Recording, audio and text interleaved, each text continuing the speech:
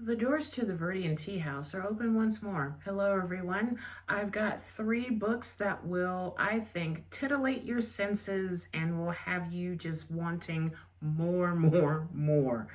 Let's see, do I have any news today? Yes, I do. So, coming up this Friday, I will be a vendor at the first Friday at Cerebral Brewing in Aurora. The hours, I think, are from 5 to 8, I think so. And if you follow me on social media, you'll get all the information, or you can just follow Cerebral Brewing. They are off of East Colfax. So if you have nothing to do this weekend, why don't you come on out and have some fun? And I think they're supposed to have a jazz trio this Friday, so I'm looking forward to that. You know, I'm a big, big jazz fan, so looking forward to it. All right, so like I said, I got 3 books, and let me just go ahead and get this out of the way. They all do receive 5 pots of excellent tea for a myriad of reasons, and you're about to find out. So the first book, actually, let's see here. So we've got 1 from Denver Public Library, 1 from Inglewood, 2 from Inglewood. So many thanks to Denver Public Library and Inglewood Public Library for having these incredible books that I can't wait to share with you. So the first book I saw in the new release area for Denver Public Library, and the cover and the title grabbed my attention, and it deals with witchcraft. So I was like, okay, you got me. I can't wait to read it. So this is The Trial of Anna Thalberg by Eduardo Sangarcia. Check out that cover. Isn't that just, yummy. All right, let me read the back of it for you. Does evil lurk in the shadows of the forest or within the human heart? Eduardo Sangarcia's tale of one woman's trial opens the door to deeper horrors. And this was the winner of the 2020 Mauricio Achar Award. So that's awesome. Anna Thalberg is a villager, shunned for her red hair and provocative beauty. So when she is dragged from her home and accused of witchcraft, her neighbors do not intervene. Only Klaus, her husband, and Father Friedrich, a priest experiencing a crisis of faith, set out to Würzburg to prove her innocence. There, locked in a prison tower, Anna faces isolation and torture, while anxiety builds over strange happenings within the city walls. Can the 2 men convince the church inquisitors to release Anna, or will she burn at the stake? The Trial of Anna Thalberg is a tale of religious persecution, superstition, and suffering during the Protestant Reformation. While mapping the medieval fear of occultism and demons, it delves into enduring human concerns, the oppression of women, the inhumanity of institutions, and the question of God's existence. Frantic in pace and experimental in form, this is an unforgettable debut from Mexican author Eduardo Sangarcia. And yeah, this is very unforgettable. Like I devoured this book in 2 days, maybe 3. So one thing that I noticed is that the book is written without any punctuation, and it's kind of written in like Iliad, Odyssey, Homeric kind of verse. I mean, you're still following the story, but there's a certain rhythm to the words and to what's really going on. There is a huge twist, which I will not go into. Did not see it coming at all, but wow, it was profound. So there were many, many questions involving this one woman who had beautiful red hair and honey eyes and was very attractive, and how many people were extremely poisonously jealous of her. But I loved the beat, the rhythm of the story. There were a couple places where I got a little bit confused, but I was like, just go with the flow, go with the flow. And at the very end, I mean, it's beautiful. I'm not going to say anything else. It's a beautiful, no, I'm not going to say it's beautiful. It's an ending. I'm trying very hard not to ruin it for you. If you decide to check out this book, I don't want to give anything away, except all you know is that Anna Thalberg is accused of being a witch. That's all I'm going to say. There are different characters all throughout the story. Each one has their own part to play. It was an excellent read. I can see why it won an award. Go out to your library or your independent bookstore and check it out today. The Trial of Anna Thalberg, Eduardo Sangarcia, like I said, does receive 5 pots of tea from Viridian Tea House. I wish I could tell you more. I really do, but I just don't want to ruin it for you. But it's a beautiful, epic poem. It really is. So, yes, many thanks for that book.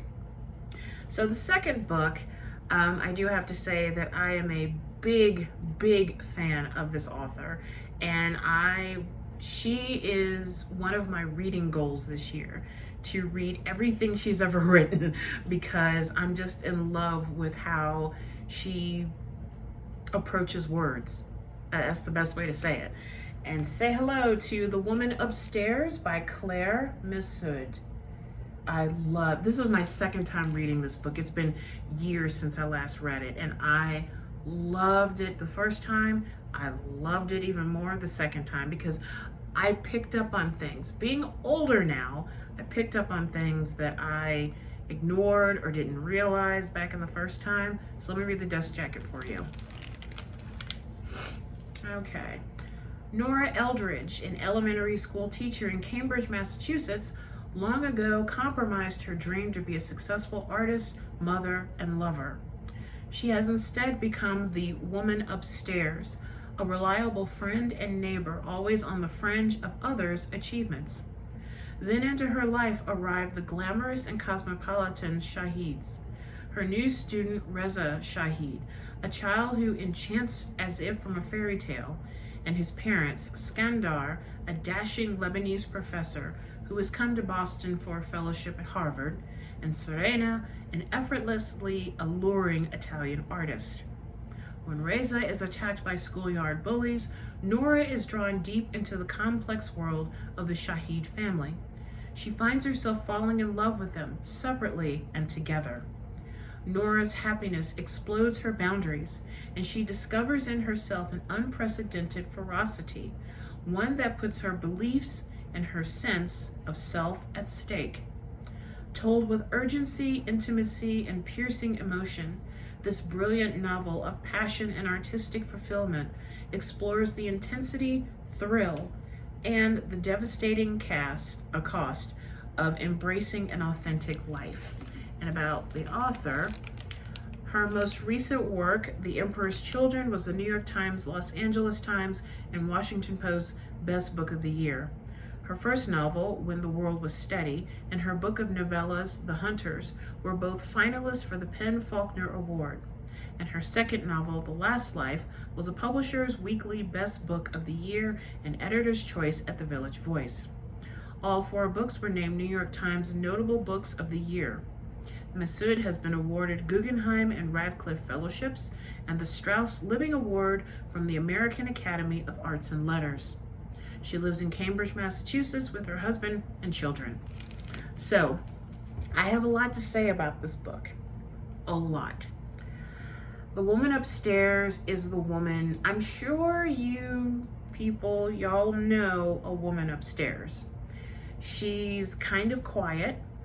She keeps to herself. You can tell that she's creative, but it's not outwardly, very inwardly, but little snatches here and there kind of go through the cracks, and you see it and you're like, oh, you're creative. Okay, that's pretty cool. She's also the kind of person who's a pushover. She's the kind of person that will stand in the background applauding the loudest for the artist or writer or person who is receiving the current attention. And all the while, she's truly happy for that person's accomplishments. On the inside, she's raging. She's seething with anger because her own dreams of being in that spotlight are now dashed for a myriad of reasons. On a personal note, she reminds me of me many years ago, the kind of person who wanted to create but didn't think that people would be interested in what I had to say. You know, my thing was I wanted to be a novelist, which I now am, But back then, I thought, I'll never get published.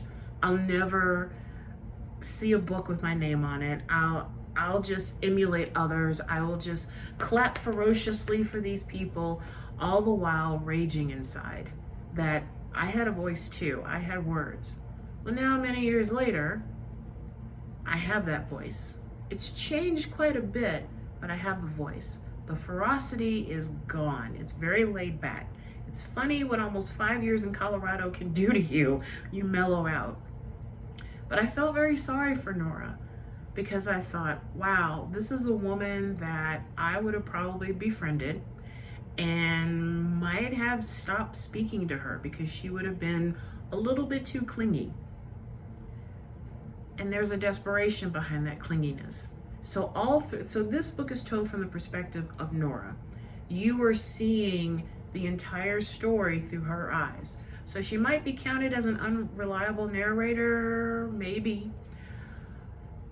But you're on this path with her as she embraces the Shahid family and how she loves the 3 members of that family in different ways.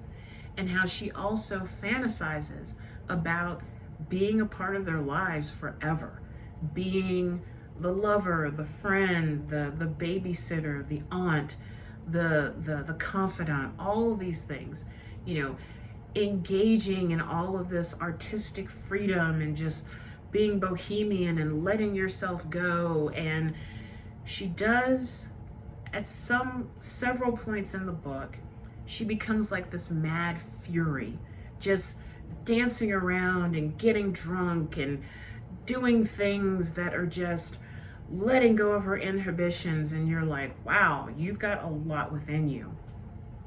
One of the most symbolic moments in the book that for me was, so Nora's art took the place of dioramas, you know, little small scenes of life, slices of life.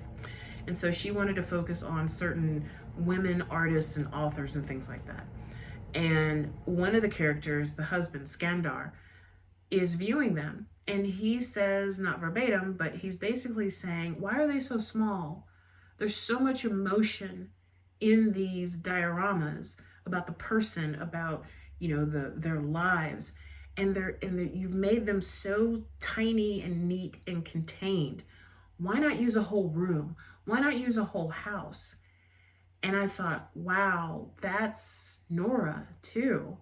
She's very neat and tidy. You know, yes, I'm a teacher, but I'm also an artist, but I have to keep that under lock and key because who would be interested to look at my work? The ending is very explosive. And when I remembered what the ending was going to be, I was like, oh yeah.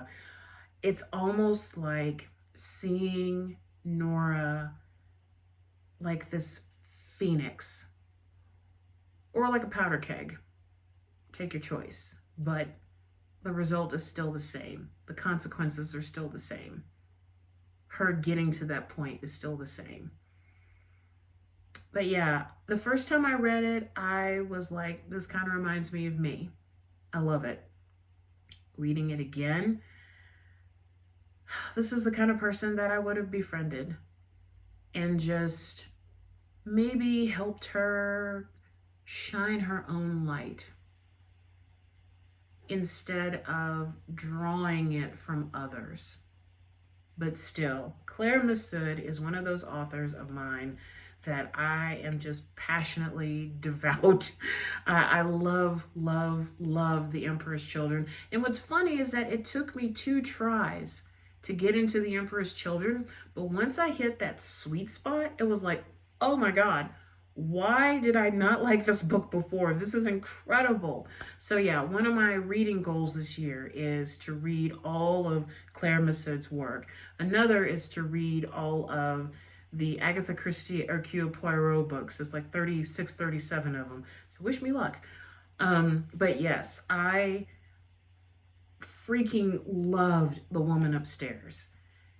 She's kind of like the cousin to the Mad Woman in the Attic, in a way, the quieter cousin, but no less deadly, no less hurting and painful and real. So glad I read The Woman Upstairs again, and I just can't wait to read the rest of Claire Messud's work. I cannot wait. Now, the third book is another author I'd never heard of before, but I just kind of discovered it by 6 Degrees of Separation. It's like, oh, I think I've seen this book before. Well, I'll give it a shot. And I just loved it. Say hello to Pineapple Street by Jenny Jackson. I love the cover. So let me read the dust jacket for you. Darlie, the eldest daughter in the well-connected, old-money Stockton family, followed her heart, trading her job and her inheritance for motherhood, but giving up far too much in the process. Sasha, a middle-class New England girl, has married into the Brooklyn Heights family and finds herself cast as the arriviste outsider.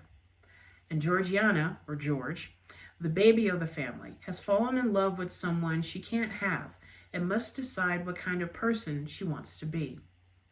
Shot through with the indulgent pleasures of life among New York's 1%ers, very much 1%, Pineapple Street is an addictive, escapist novel that sparkles with wit. Full of recognizable, lovable, if fallible characters, it's all about the peculiar unknowability of someone else's family, the miles between the haves and the have-nots, and the insanity of first love, all wrapped in a deliciously funny, sharply observed debut of family, love, and class. And about the author, Jenny Jackson, she is Vice President and Executive Director at Alfred K. Knopf, a graduate of Williams College and the Columbia Publishing course. She lives in Brooklyn Heights with her family. Pineapple Street is her first novel. And what a first novel. I love books that have this family drama, especially dealing with 1%ers. I don't know why. That's just one of my things. Another thing is I love to read anything by V.C. Andrews, but I love books that deal with a family that's old money, not nouveau riche, that old money where everybody wears, clothes until they literally dissolve off the body. They have the house that's a fixer-upper, but they have these little knickknacks that are just priceless. And of course, the children who usually are messed up and in their own little world, or they're rebellious, or they're complacent, or whatever. But I love books like Pineapple Street. I love the characters. I think out of all the characters, I really wanted to know more about Georgiana. I wanted to know more about her because the love that she has for someone that she's not supposed to love, and how the friends turn lovers for her, it changes her whole perspective about herself and her relationship to not only Brooklyn and New York, but also to the world itself. And she does this radical change, which I've already said too much, but if you read the book, I haven't given away anything. The other two characters, Darlie and Sasha, they had their own struggles, their own issues, and how all of the characters had a role to play in this game. And I say game with air quotes. There are no rules to the game, but everybody knows about the game, but you don't talk about the game because it deals with this particular family. There's certain things you do and say, and you don't do, and you don't say, and how they carry out their rebellion, their moments of rebellion, all the while staying within the confines of this game in the shape of a family in the Heights. Excellent, excellent literary novel. I devoured it, of course. And yeah, as this one author says, vibrant and hilarious, brimming with truth. So true. But yes, this deserved 5 pots of tea from Viridian Tea House. So if you're into literary works that deal with dysfunctional 1%er families, Pineapple Street by Jenny Jackson is the book for you. So, those are all the books that I have. It's quite a bit, and I had a lot to say. So, now getting to the tea portion, this is one of my tea blends that has come back in stock. This is also one of my more popular blends. Say hello to Quantum Mechanics. So, this is one of my white tea blends, and the ingredients are white tea, lemongrass, and spearmint. So, the inspiration, as you know, I'm inspired all the time. I love reading about quantum physics and quantum mechanics. I love it. You know, the running joke is, how many quantum physicists does it take to screw in a light bulb? The answer, we don't know. The more you claim that you know, the more you really don't know. You know, quantum mechanics deals with the study of the infinitesimally small, the tiny, the hard to see. But what a world within those small, small fragments that make up the grander scheme that is life and the universe. So when I created this blend, I said, you know, it's really hard to come up with flavors that go with quantum mechanics. And then immediately I saw it. It was white tea, lemongrass, and spearmint. That's quantum mechanics. This is, I like to say that all of my blends are good, both hot and iced, but this is one of the ones where, yes, I will drink this either hot or iced. Now, the thing about white tea is a lot of people think that white tea has the least amount of caffeine. That's not true. I'm about to say quantum tea. White tea does have a good amount of caffeine. It's not going to be like a black, but there is some caffeine in it. So if you are really trying to steer clear of all caffeine, I would highly recommend you drink an herbal tisane. Or you can do decaf, but I've learned when becoming a certified tea specialist, a decaf tea still has caffeine in it. You cannot say 100% no caffeine. It's impossible, and you're lying about that. But yes, this is a delicate blend. I choose, for my white tea blends, I do a Baimu down, which is also known as white peony. You normally are supposed to let it steep, for me, about 3, maybe 4 minutes. Unfortunately, my cup has been steeping for a while, so I'm probably going to make it bitter, but that's okay. I'm one of those that I like the tannins. And in my lovely Sakura Dragon mug,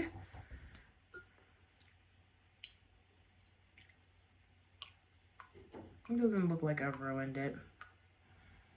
Oh yeah, I'm immediately getting the spearmint and the lemongrass. But yeah, for any white tea, I would recommend letting it steep for about 3 to 4 minutes, honestly. So for me to you, a little bit of quantum mechanics.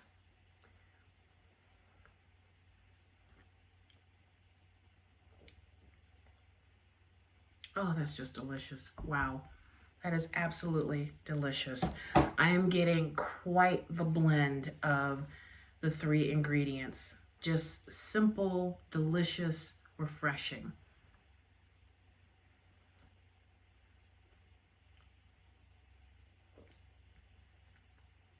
Oh, that's just so exquisite. It really is. So you can buy either sample sizes or regular sizes of the quantum mechanics through my website, my online store, viridianteacompany.com. And I always put the link in the video so you can click right on it and go right to the store. And so that leads me to our water and tea meditation before I send you back out to your corners of the world.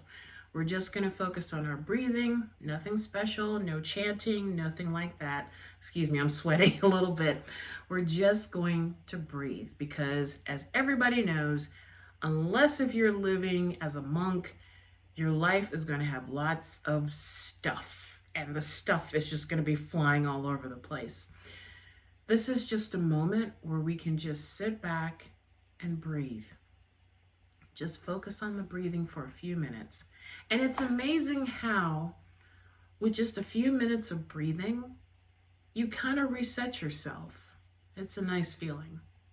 So make sure that you have a glass of water or a cup of your favorite tea nearby, and let's begin.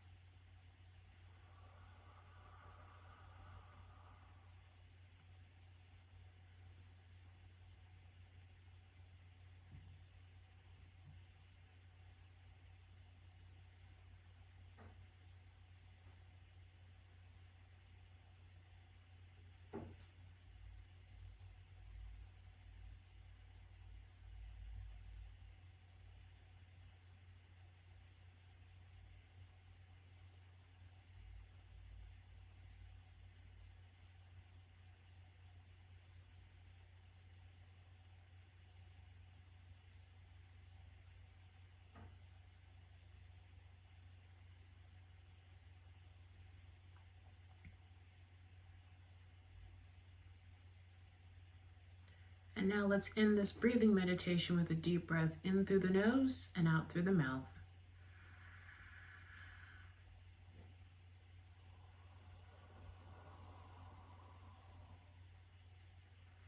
Slowly open your eyes or allow your eyes to come back into focus. And now let's have a sip of your water or tea.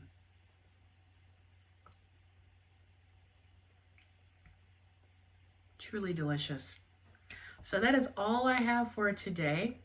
Many thanks to the authors for writing such fantastically delicious books, for the libraries for carrying these books, and for all of y'all for watching these videos. I truly do appreciate it, and I also appreciate the comments too. So that's all I have. So until next time, take care of yourself and each other. Raise your teacup high, and remember that to drink tea is to enjoy life. I will see y'all really soon, or maybe this Friday at Cerebral Brewing. Bye for now.